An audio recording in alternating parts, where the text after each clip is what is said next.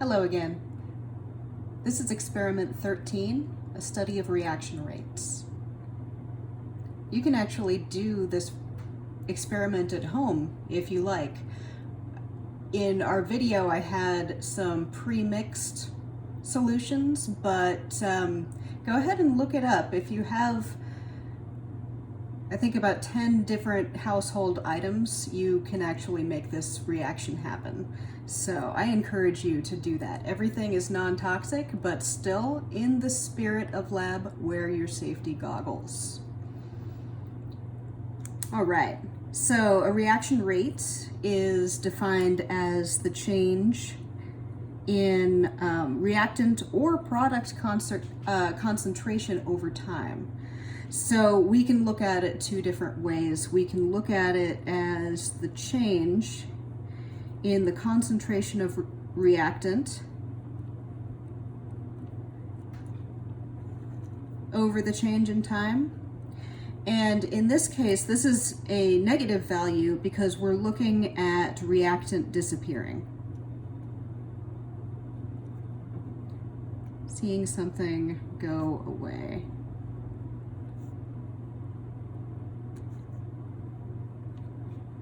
Oh, ignore that there's two S's here. That was a misspelling. All right, the other way we can look at it in a positive way, the concentration of product increasing over time.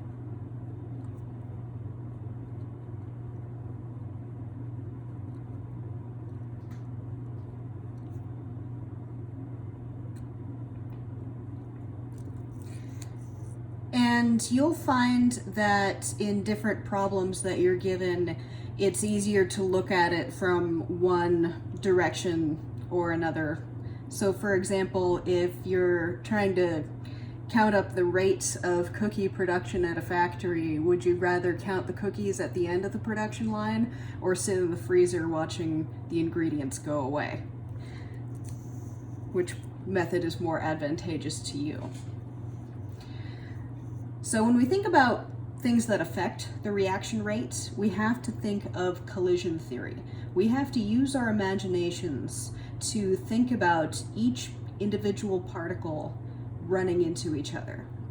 Not only do they have to run into each other in order to have a reaction, they have to hit each other hard enough.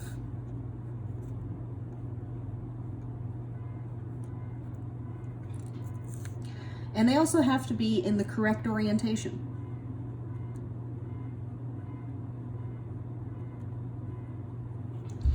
So, time for some art skills.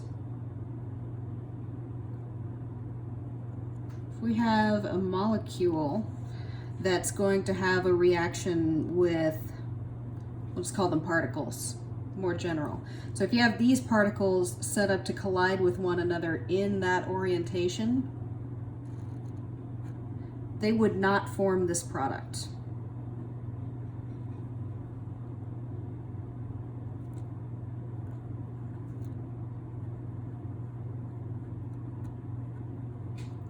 They would have to be pointing this way in order to make that reaction happen.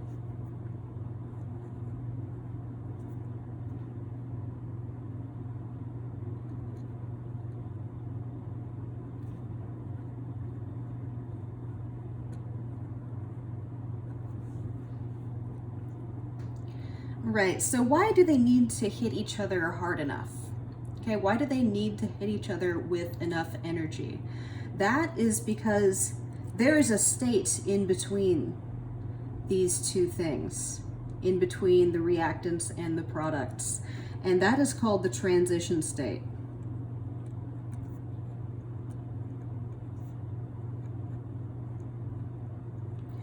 And the transition state is unstable. It takes a ton of energy to get there. That energy is called the activation energy.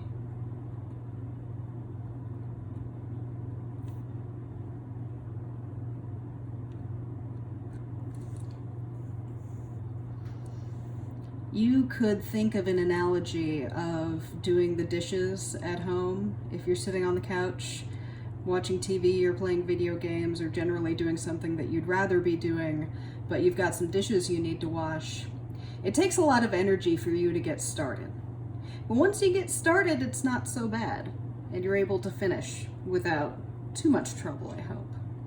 So this is a graph of energy versus time in a reaction. We have the energy of our reactant down here, and with the energy of our product here. And here is our transition state, all the way up there. That's a symbol for transition state. And so our activation energy is this peak right here. You have to get all the way from here to here.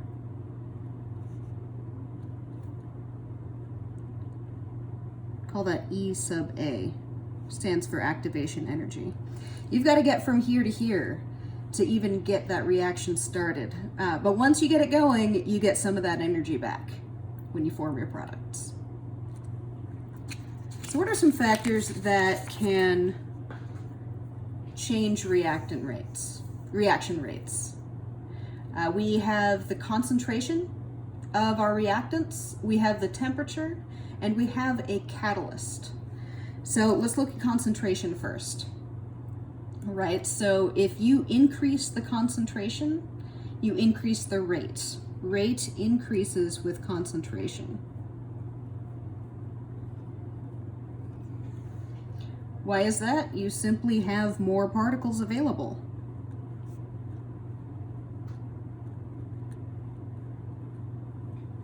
And more particles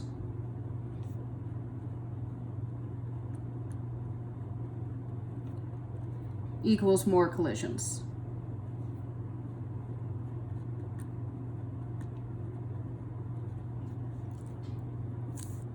Equals a faster rate.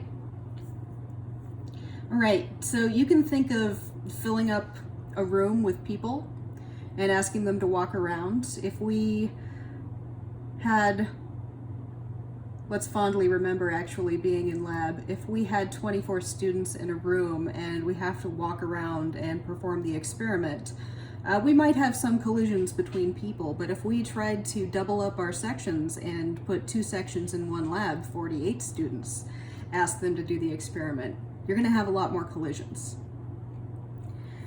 The next effect can be temperature. The rate will increase with temperature.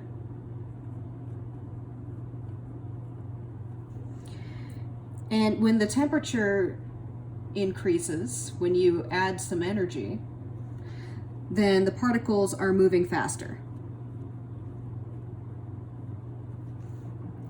And when they're moving faster, they are more likely to collide.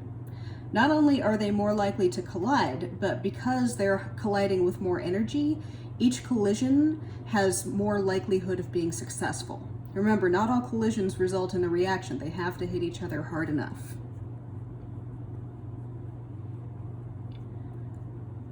So, more energy equals more successful collisions.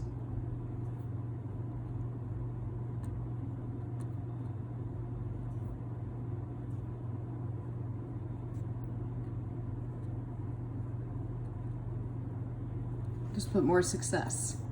Remember that it's 2 things: more collisions, so simply a greater number of collisions, but more likely to be successful because of the energy. So the last thing is the effect of a catalyst.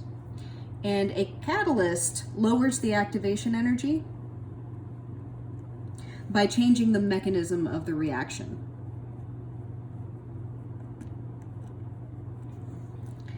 Okay, and what that means is that the catalyst is going to change the way the reaction happens, possibly by splitting it into multiple steps that have lower activation energy. And it could be any number of steps.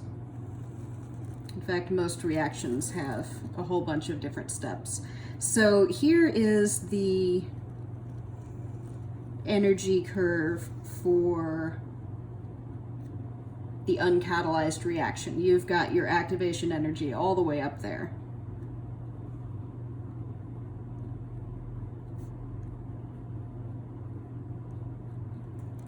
Then for a catalyzed reaction, you might only go up here for the first step, and then maybe have a second step there, and back down to where the products are. Let's label that.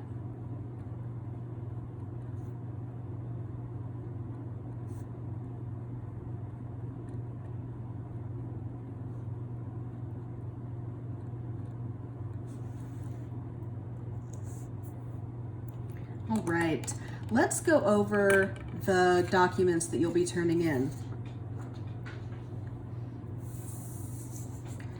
So when you answer questions on your documents, I want you to be very specific. I want you to talk about particles.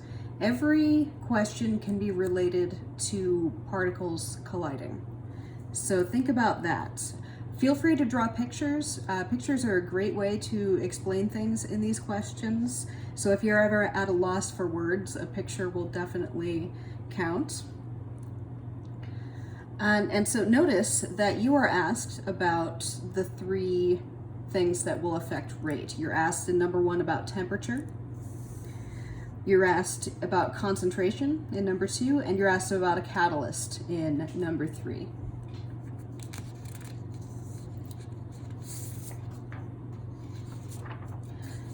Oh, and let's clarify this question.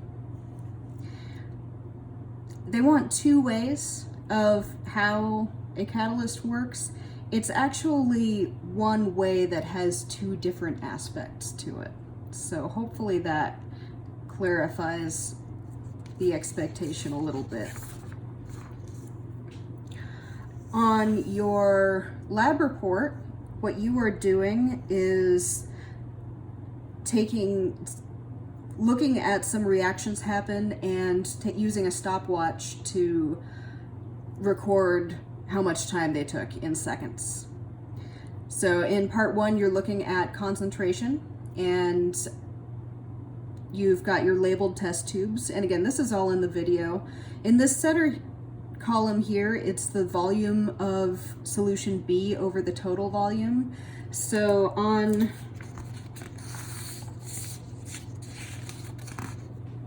there it is. On page 153 of your lab manual, they do it for you right here. So you're just rewriting that.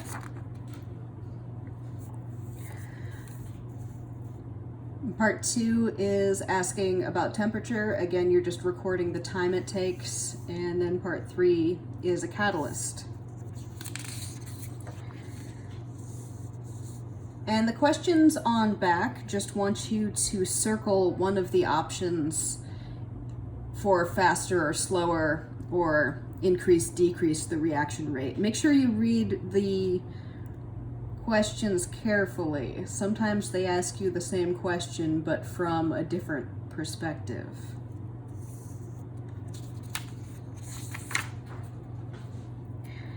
And finally, for the post lab, they are again asking you about concentration, temperature, and a catalyst. And at this point, you are finding